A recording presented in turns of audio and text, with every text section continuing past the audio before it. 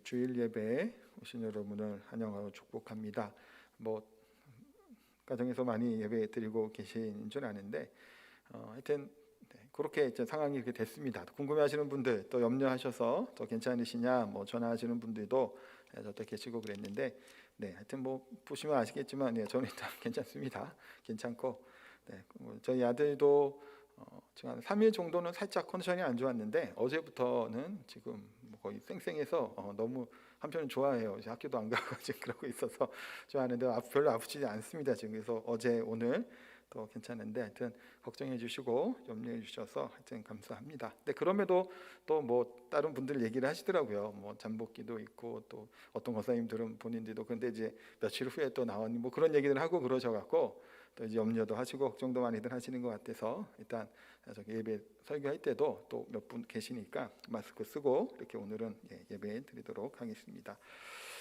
보그라고 하는 마을에 마음씨 착하기 그지없는 이제 꼽추가 된 장애를 갖고 있는 우그린이라고 하는 소년이 있었고 누나 소랑케라고 하는 두 남매가 이제 함께 살고 있었습니다.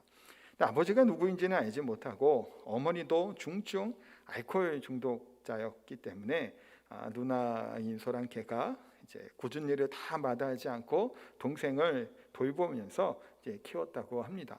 그러니까 아무래도 동생이 또 장애도 있고 좀 어려움이 있으니까 더 이렇게 키웠던 것 같아요.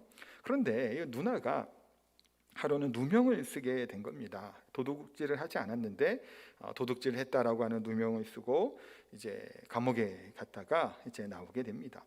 그런데 감옥에 갔다 나오면 어쨌든 이제 전과자로 치부되고 하다 보니까 일을 구할 수가 없었다고 해요. 자신은 정말로 하지 않았는데 그렇게 누명을 쓰고 이제 했지만 사람들이 믿어주지 않고 그러다 보니까 일자리를 구하지를 못하고 그래서 어쩔 수 없이 몸을 팔아서 동생을 이제 부양하게 됩니다. 그러던 어느 날 동생 이제 우구린이 마을로 나갔을 때 마침 이 사람들을 이제 그곳에 모여 있는 무리들이 우구린을 밀어 넘어뜨리고 발로 밟고 때리고 하면서 창녀의 동생이라고 굉장히 학대를 하는 것을 이제 보게 됩니다. 그러다 어느 날 그렇게 학대를 하고 있은 그때에 지나가던 수도사 한 명이 그 장면을 목격하고 호통을 치고 피투성이가 된 이제 우구린을 구출해냅니다. 그로 말미암아 이 동생이 충격을 받게 된 거예요. 그래서 강에 투신하여 자살하고 그 사실을 뒤늦게 안 누나도 권총으로 자신의 목숨을 이제 끊어버리는 일이 일어나게 됩니다. 이 두 남매의 이 소식을 듣게 된 이제 수도사 이 신부님은 이들은 자살한 것이 아니라 무자비한 인간들에 의해 살해당한 것이다라고 하며 가슴을 치면서 탄식을 하는 일이 생깁니다. 그러다 이제 장례식을 이제 준비해서 치르게 됩니다. 그때 이제 이 두 남매를 이렇게 죽게끔 자살하게끔 만들었던 동네 마을 사람들도 좋은 구경거리가 생겼다라는 듯이 이제 예배당에 모여들게 됩니다. 이들을 바라보면서 이 수도사가 이제 설교를 합니다. 이 세상 마지막 심판날 공의로우신 주님께서 내 양떼가 어디 있느냐라고 물으신다면 나는 모르겠습니다 대답할 것입니다. 주님께서 다시 내 양떼들은 어디 있느냐라고 물으신다면 여전히 나는 모르겠습니다라고 대답할 것입니다. 그러나 주님께서 마지막으로 내 양떼들이 어디 있느냐라고 또 물으신다면 그때 나는 부끄러움과 송구스러움을 무릅쓰고 이렇게 대답할 것입니다. 주님이시여, 저들은 양떼가 아니었습니다. 저들은 이리떼들이었습니다 라는 대답을 하겠다는 거예요. 착하고 마음씨 좋았던 이 두 남매를 죽음에 이르게 했던 마을 사람들의 모습은 양떼의 모습이 아니라 이리떼와 같은 짐승과도 같은 모습이었다라는 것을 이야기를 하는 겁니다. 그들과 마주하며 살았던 이 수도사의 마음도 얼마나 어땠을지를 우리가 살펴볼 수 있겠죠. 물론 이제 한 책에 나오는 이야기 내용이기는 합니다. 이 이야기는.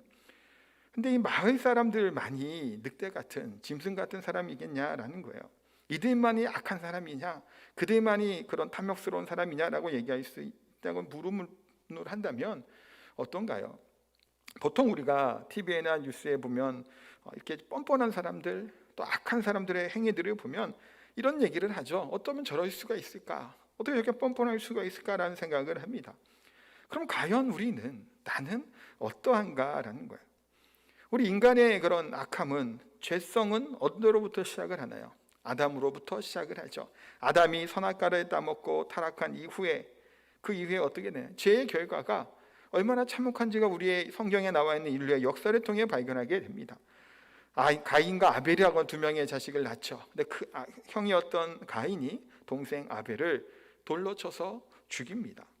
이것이 우연히 홧김에 욱하는 마음으로 동생을 죽인 것이 아니라는데 더 큰 문제가 있습니다. 물론 그렇게 해도 살인죄가 크고 무서운 것은 분명하겠지만, 가인이 아벨을 죽일 때는 홧김에 죽인 게 아니에요. 들로 데리고 가서 계획적으로 아벨을 돌로 쳐서 죽인 겁니다. 형제간에 참혹한 살인이 일어나게 되는, 그것이 인간이에요. 아담으로부터 시작된 죄악이 얼마나 큰지 형제간의 살인이 일어나게 됐던 겁니다. 시기와 질투라고 하는 사랑과는 정반대되는 일들이 이 인류 가운데 일어나게 됩니다. 그 이후에는 또 어떤가요? 그 이후에는 하나님의 아들들이 사람의 딸들에 보고 결혼을 하고, 그로 말미암아 죄악이 가득하는, 하나님을 거부하는 애들이 생각하게 됩니다. 생각하는 모든 것이 악함을 보시고 하나님이 노아에게 방주를 만들게 하고 온 인류를, 온 이 지구를 물로 심판하는 사건이 생깁니다. 이것이 바로 노아의 홍수 심판 사건이죠. 이것이 인간의 제약된 모습이라는 겁니다. 그것으로 끝난 것이 아니죠. 인간의 교만함, 또 하나님을 대적하고자 하는 마음으로 바벨탑을 쌓기 시작을 합니다. 하나님의 뜻을 정면으로 위배하고 반하는 행동, 흩어짐을 면하고 하나님과 같이 되고자 했던 교만의 탑 바벨탑을 그들이 쌓게 됩니다. 그리고 그들을 흩으신 이후에 또 어떤 상황이 있나요? 그 다음에 나오는 것이 아브라함이죠. 갈대우르라고 하는 우상이 가득했던 그 땅 가운데 아브라함이라고 하는 한 사람을 하나님이 택하시죠. 근데 아브라함은 어땠나요? 아브라함이 그렇게 믿음의 조상이라고 얘기할 만큼 의롭고 온전하고 경건한 사람이었냐라는 거예요. 그렇지 못했죠. 아브라함 또한 연약함이 그대로 드러납니다. 이스마엘이 그래서 태어나기도 하고 일들이 있었죠. 또 사라를 또 누이라고 속이는 일들도 일어나게 되고, 그의 아들 이삭은 어떤가요? 온전한 사람인가요? 야곱은 어떤가요? 마찬가지로 연약하고 부족한 약한 모습을 그대로 가지고 있는 것이 이들이에요.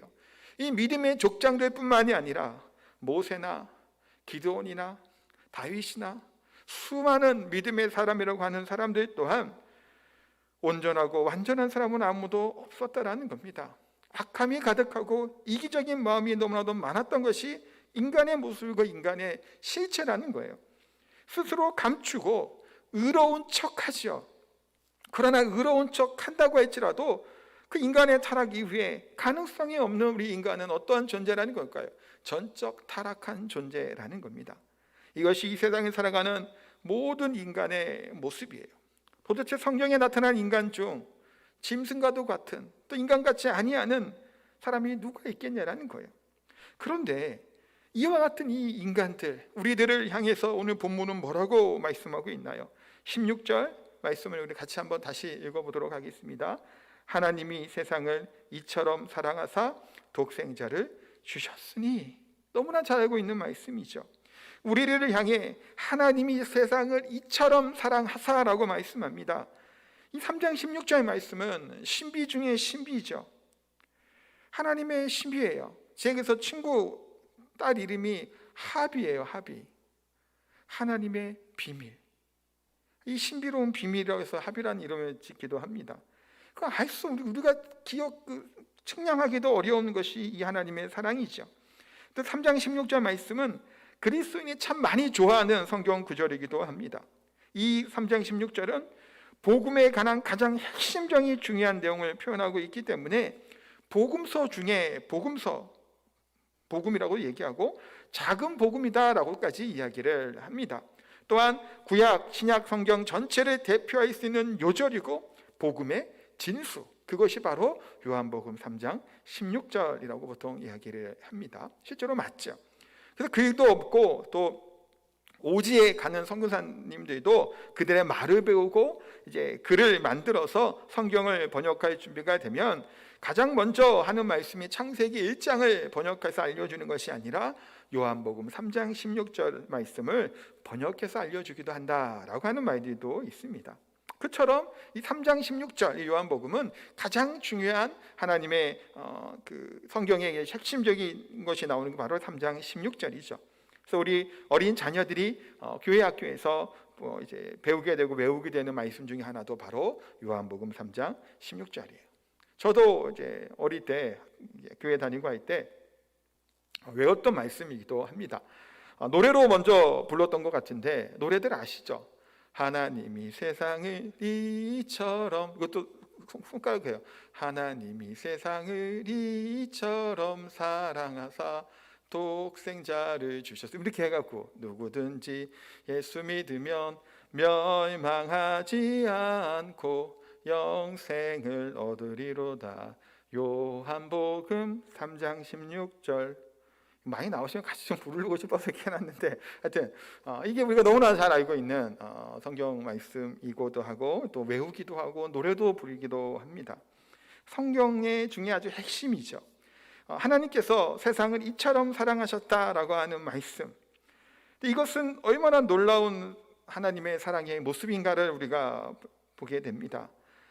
주님께서 높고 높은 곳에 계신 그런 하나님이시죠. 전지전능하신 하나님이 가치 없고 부족하고 아무런 그런 조건이 되지 아니하는, 또 의롭게 될 만한 것이 아무것도 없는 우리들을 향한 사랑, 그러니까 이 사랑을 우리가 측량할 길이 없다라는 겁니다. 표현할 길이 없는 것이 하나님의 사랑이에요.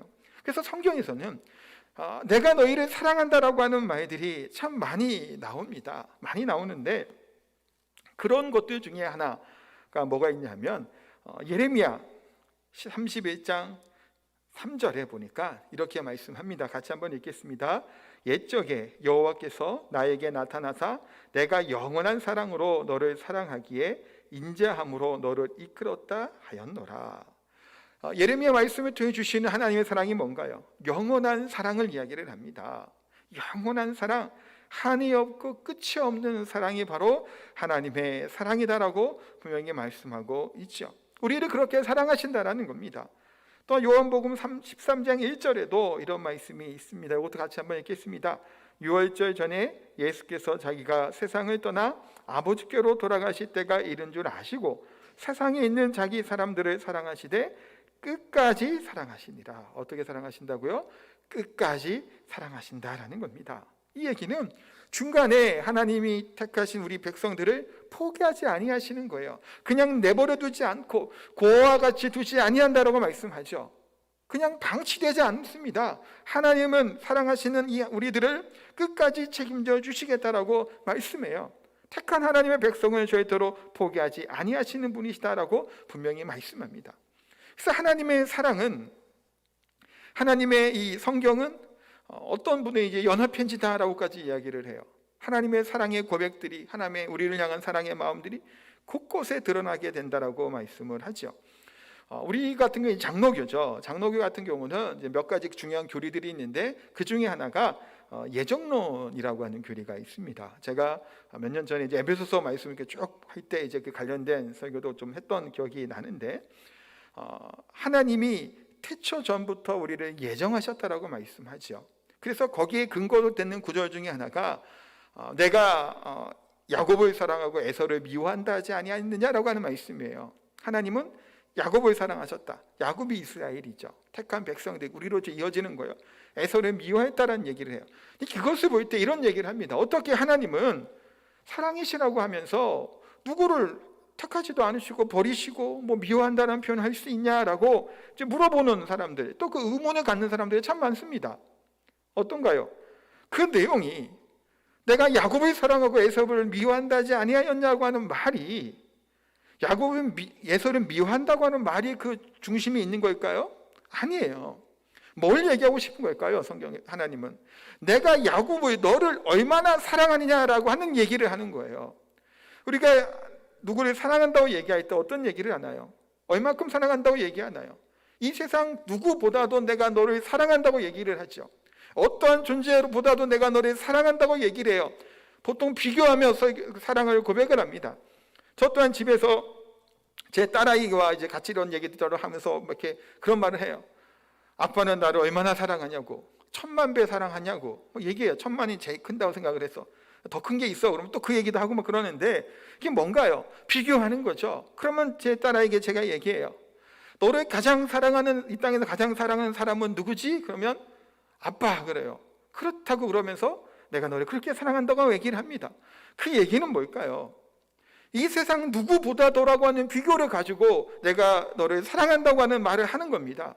하나님이 내가 너를 사랑한다고 하는 말을 쓸 때 에서를 미워하고 야곱을 사랑한다고 하는 말은 미워하는 데 초점이 있는 것이 아니라 내가 너를 얼마나 사랑하는지 그 누구보다도 비교할 수 없는, 그러니까 가장 이 복 중에서 두 태가 나와서 쌍둥이임에도 불구하고 다른 사람은 비교할 것도 아니라 쌍둥이임에도 불구하고 내가 너를 얘보다 내가 너를 더 사랑한다라는 거예요. 그러니 너에게 소망이 있고 너가 지금 포로로 잡혀가고 고난 가운데 있을지라도 두려워 말라는 얘기를 하고 싶은 거예요. 하나님은 내가 너를 그만큼 사랑한다.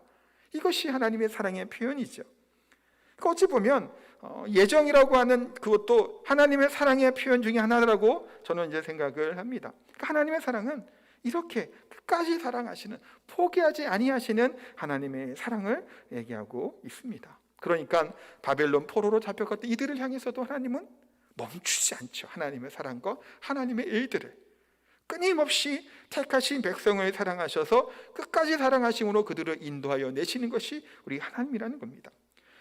바울 서신에서도 하나님의 사랑에 대해서 말씀하고 있죠. 갈라디아서 2장 20절에 보면 나를 사랑하사 나를 위하여 자기 몸을 버리기까지, 죽기까지, 하나님의 사랑은 죽기까지 사랑하는 사랑이라는 거예요. 그래서 성경 곳곳에 하나님의 우리의 사랑을 끊을 수 없다고까지 말씀하죠. 하나님의 사랑은 끊을 수 없고 중단될 수 없는 것, 그것이 하나님이 우리를 사랑하는 사랑의 마음이다라고 성경에서는 여러 군데에서 여러 비유를 들어가면서 표현을 해가면서까지 하나님의 사랑을 우리에게 말씀하고 있습니다.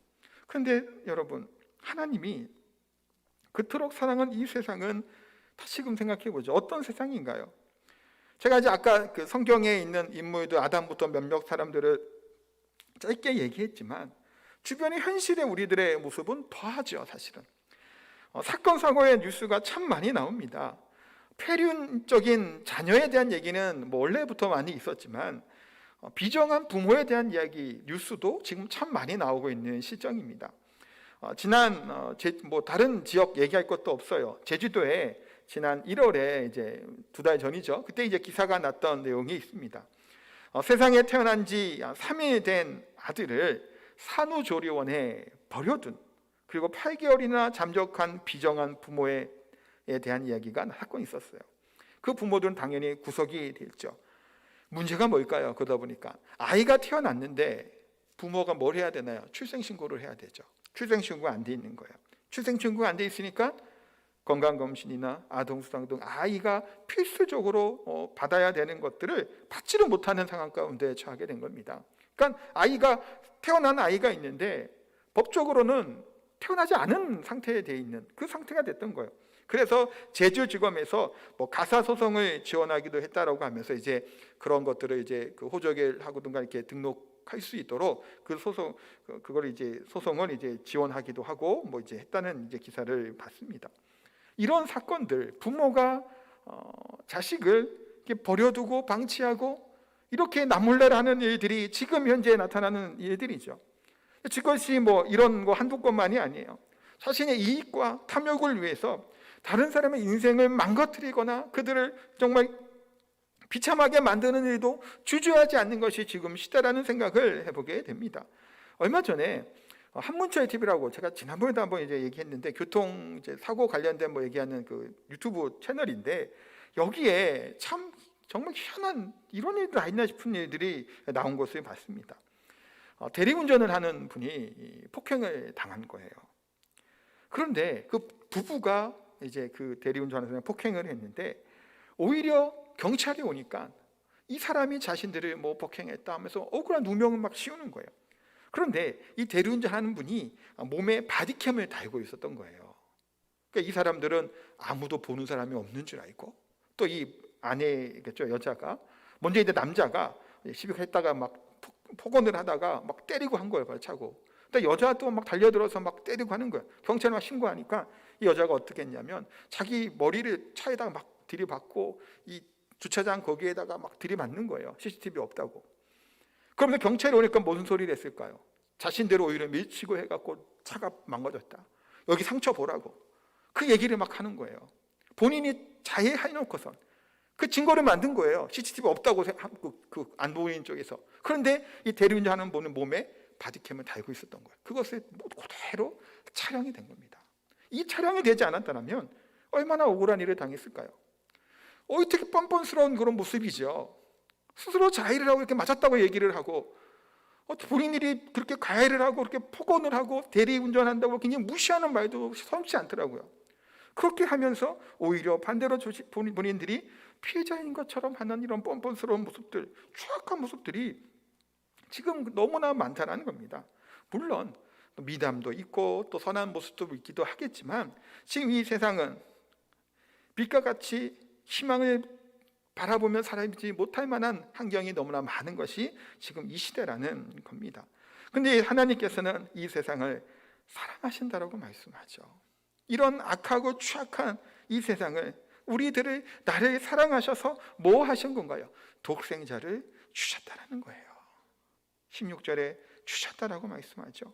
이 표현을 또한 요한일서에서는 그 사랑을 어떻게 설명하냐면 요한일서 3장 1절 이것도 한번 같이 봅니다. 보라, 아버지께서 어떠한 사랑을 우리에게 베푸사 하나님의 자녀라 일컬음을 받게 하셨는가? 어떠한 사랑, 이 말은 헬라어로 포타펜이라고 하는 헬라어 단어인데 보통 이것을 표현 중에 하나는 놀랍거나 경탄하거나 감탄할 때 어떻게 라고 하래요. 와, 어떻게, 그런 표현 비슷한 거예요. 그렇게 쓰는 단어예요. 그럼 왜 놀랍고 경이롭고 경탄할 만한 일이라는 걸까요? 하나님의 사랑이 십자가의 독생자를 내어주시기까지 그 주신 만큼 사랑하셨다고 하는 거니까 이거는 이해할 수 없고 상식적으로 말이 안 되는 거라는 겁니다. 어떠한 사랑이라는 것인가? 하나님이 주신 사랑이에요. 누구를 독생자를 주셨다고 하는 말도 의미 중에 이런 게 있습니다. 보내다, 넘겨주다, 값을 지불하다. 또 조금 더 의미를 확대를 하면 십자가에 달리게 한다라고까지도 볼 수 있는 겁니다. 값을 지불하시는 거예요. 보내신 거라는 얘기예요. 뭐를 향해서? 죽음을 향해서. 십자가의 그 비참 가운데 들어가시게 하는 그 가운데 넘겨주셨다라는 것이 바로 하나님께서 이 세상을 사랑하시는 독생자를 보내시는 방법이라는 겁니다. 이런 하나님의 사랑이 얼마나 충만하냐는 거예요. 그래서 어떤 목사님은 이걸 이렇게 얘기하더라고요. 충만한 사랑을 비바람이 몰아치는 그때에 피할 길이 없는 하나님의 사랑이다라고도 얘기를 해요. 공감이 됐던 게 뭐냐면 며칠 전에 우리 제주도에도 비바람 많이 쳤죠. 또 이 사택도 여기 들어가는 쪽이 바람이 굉장히 많이 불어, 딴 지역보다도. 그러니까 안으로 이렇게 들어가서 그런지 맞바람 치듯이 막 부는데 우산이고 뭐고 사실은 필요가 없죠. 제 딸아이는 우산 막 날아가고 이렇게 큰일 날 뻔했어요. 여기 우산이 길가에 막 가서 뭐 비를 막 피할 수도 없습니다. 우비를 쓴다고 우산을 쓴다고 피할 수 있나요? 흠뻑 젖어야 되죠. 충만한 사랑, 이것이 뭐라고요? 하나님의 사랑이라는 거예요. 아무리 발부둥차고 빠져나가고 거부할 수 없는 하나님의 사랑, 이것이 바로 하나님이 우리를 향한 사랑이라는 겁니다. 이것이 십자가의 사랑이에요. 이 사랑이 하나님은 어떻게 하되 이처럼 사랑하셨다는 겁니다. 이처럼이란 말은 또 뭘까요? 우리가 읽었죠. 잠깐 우리 모세가 광야에서 뱀을 든 것 같이라고 한 14절 말씀을 같이 읽었는데 이 사건의 이 구절의 앞의 내용은 이 얘기를 합니다. 광야에서 모세가 뱀을 만들어 매단 사건을 짧게 예수님이 설명한 건데 민수기 21장에 나와 있는 그 원래 본문이에요. 민수기 21장에 보면 이스라엘 백성들이 애굽에서 이제 광야 생활을 할 때인데 호르산에서 있다가 출발해서 이제 가나안 땅으로 이제 가야 되는 겁니다. 근데 가깝고 빠른 길을 통해 가나안 땅으로 가지 못하게 된 겁니다. 하나님이 에돔 땅을 통과하지 않고 돌아가게 하신 거예요. 그러니까 에돔 땅을 좀 통과를 하면 조금 더 빨리 갈 수 있고 편하게 갈 수 있는 길이 있는데 하나님이 멀리 돌아가게 하셨다라는 거예요. 그래서 이스라엘 백성들은 불평을 하기 시작을 합니다. 지금까지만 해도 멀고 험한 길 오느냐 고생했는데 또다시 먼 길로 돌아가라고 하냐라고 하면서 막 마음이 상해서 막 불평을 쏟아내죠. 원망을 합니다. 막 하나님을 원망하고 모세를 원망하고 막 원망을 해요. 이때 하나님이 이들을 징계하십니다. 뭐를 통해서? 불뱀을 보내시죠. 불뱀에 물려서 죽는 사람이 막 생기게 됩니다. 또 불뱀에 물려서 막 죽어가고 있는 사람이 생기죠. 이때 모세에게 부르짖어요. 하나님께 기도해 달라는 거예요. 용서해 달라는 거예요. 모세가 하나님께 기도합니다. 하나님이 이 불뱀을 물러가게 하시고, 또 하나님께서 그 모세를 통해서 얘기하시죠. 뭐 하냐면 이 불뱀의 모양대로 놋뱀을 만들어서 장대에 매달아 올려라. 그리고 이 놋뱀을 쳐다보는 자는 살게 될 것이다라고 말씀합니다. 그래서 실제로 어떻게 되나요? 놋뱀을 보는 자들은 다 산 거예요. 독에 퍼져가서 죽어가던 사람들이 놋뱀을 보는 순간 살아났다라는 겁니다. 하나님께서도 독생자 예수 그리스도를 이 땅에 보내심이 바로 그런 사랑이라는 거예요. 놋뱀에 물려 죽어가던 사람들, 왜 죽어가게 된 건가요? 자기의 죄 때문이죠. 하나님을 원망하고 불평하고 대적했던, 하나님을 신뢰하지 못했던 그들의 악함으로 말미암아 죽어가던 그들에게 놋뱀을 세워서 그것을 보면 살려주심처럼, 하나님께서 예수님을 이 땅에 보내주심도 모세가 놋뱀을 만들어 장대에 다 매달아서 올리고 그것을 보면 산다는 의미와 같다는 겁니다. 예수님께서 십자가에 달려 죽으심으로 그 믿는 자에게는 뭐를 주시나요? 영원한 생명을 주셨습니다. 모세가 장대에 매단 놋뱀을 쳐다보는 자마다 모두 살아났죠. 뱀에 물린 자들이 무슨 치료 행위를 했던 것이 아닙니다. 뭐 뱀에 물린 상처를 어떻게 해보려고 했던 것도 아니에요. 애써 노력한 것이 아니죠. 뭐만 한 건가요? 하나님의 말씀대로 장대에 매달린 놋뱀을 쳐다보기만 하면 뭐 하는 거예요? 살아난 겁니다. 놋뱀을 보면 살아난 거예요. 그것이 하나님의 사랑이죠.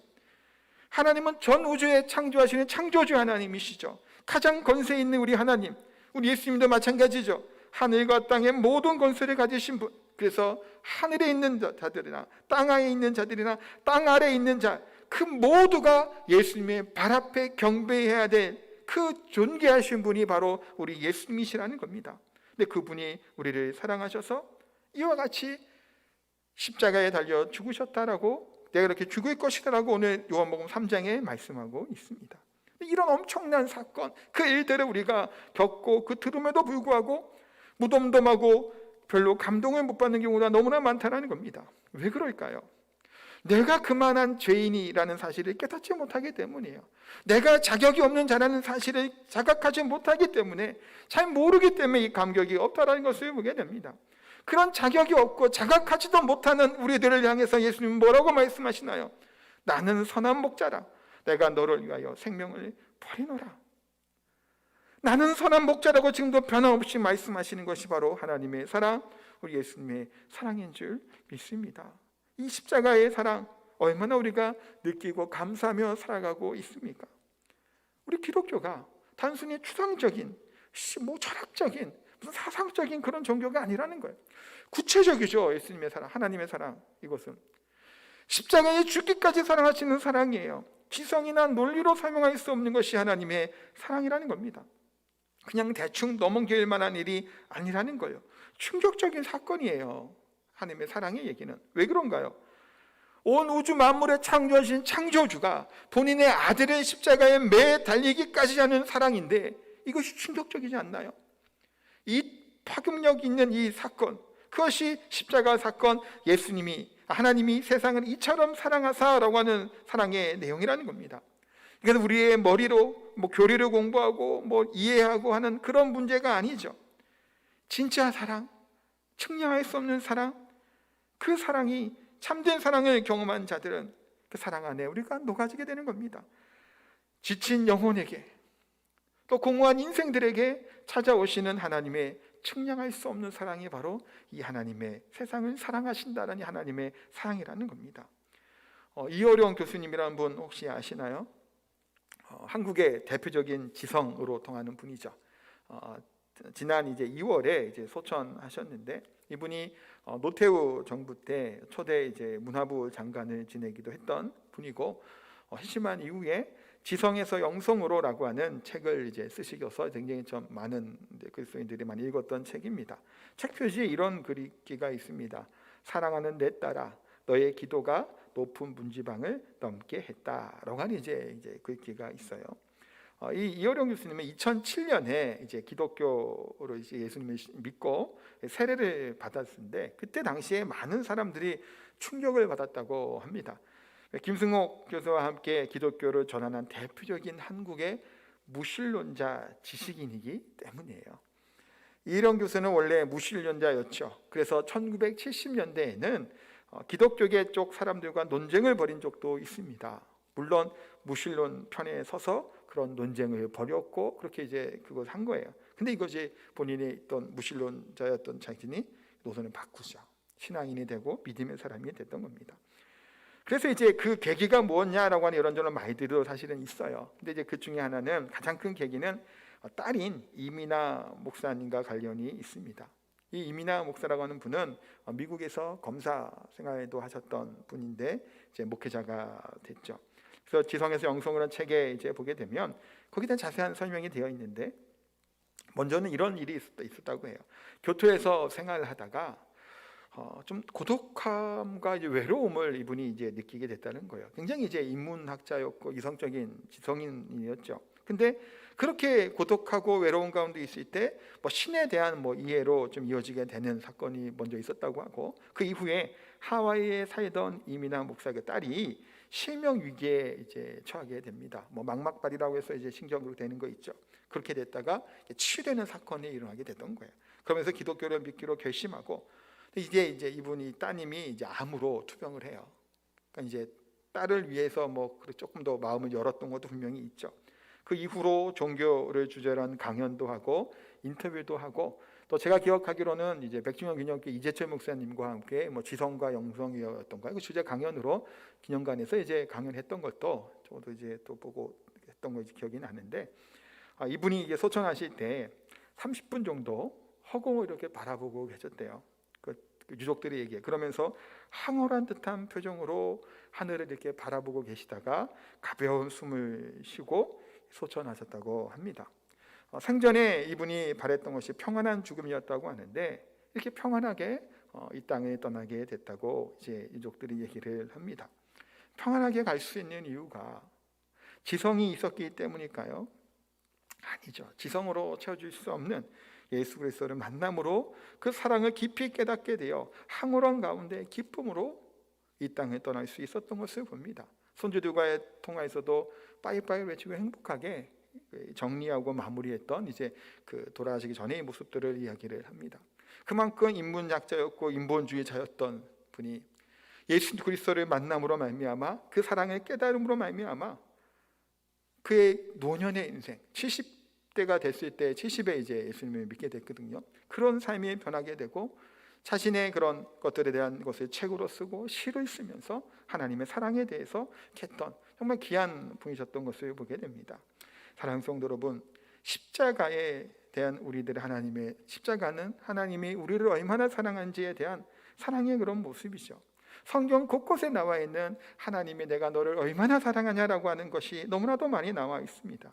내가 죄인 되었을 때 내가 죽어야 되는 이 상황, 아까 광야에서 이들의 이스라엘 백성들처럼 내 죄악과 악함으로 말미암아 죽게 되는 그것을 살리기 위해서 독생자 예수 그리스도를 보내주시는 그것이 바로 우리를 구원하는 십자가의 사랑이라는 겁니다.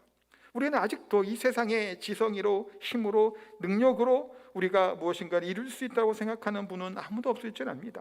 십자가 앞에 그 능력을 바라보는 저희들의 삶이 되기를 소망합니다.